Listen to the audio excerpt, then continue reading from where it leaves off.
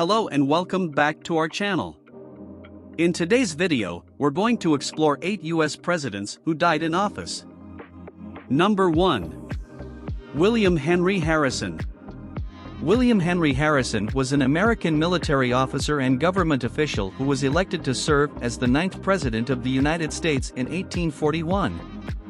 On March 26, 1841, William Henry Harrison became sick with a cold after his 2-hour-long inaugural address in the rain and subsequent meetings in wet, damp clothing. His health deteriorated over the following days and specialists were brought in to treat him. He was determined to have pneumonia. Exactly 32 days after being sworn in, Harrison became the first U.S. president to die in office. Number 2. Zachary Taylor. Zachary Taylor was the 12th President of the United States. On July 4, 1850, Taylor attended numerous orations to commemorate the laying of the Washington Monument Foundation.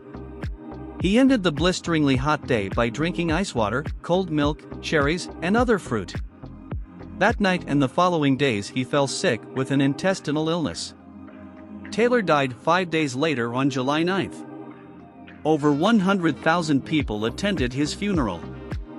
Number 3. Abraham Lincoln. Abraham Lincoln served during one of the most volatile periods of U.S. history.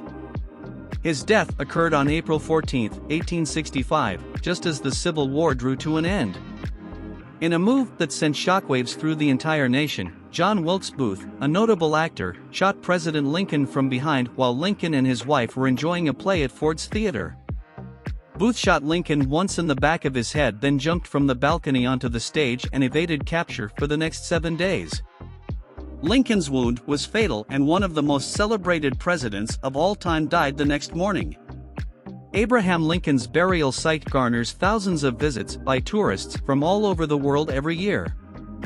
Number 4. James A. Garfield.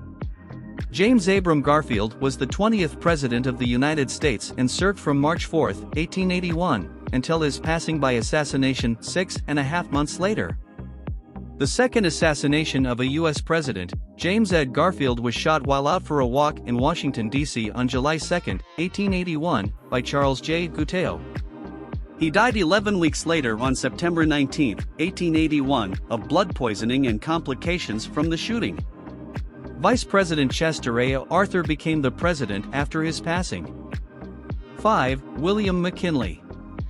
William McKinley was the 25th President of the United States from 1897 until his assassination in 1901. He was shot on September 6, 1901, inside the Temple of Music on the grounds of the Pan American Exposition in Buffalo, New York. Just as McKinley was warmly greeting the public, anarchist Leon Czolgosz shot him point-blank in the chest.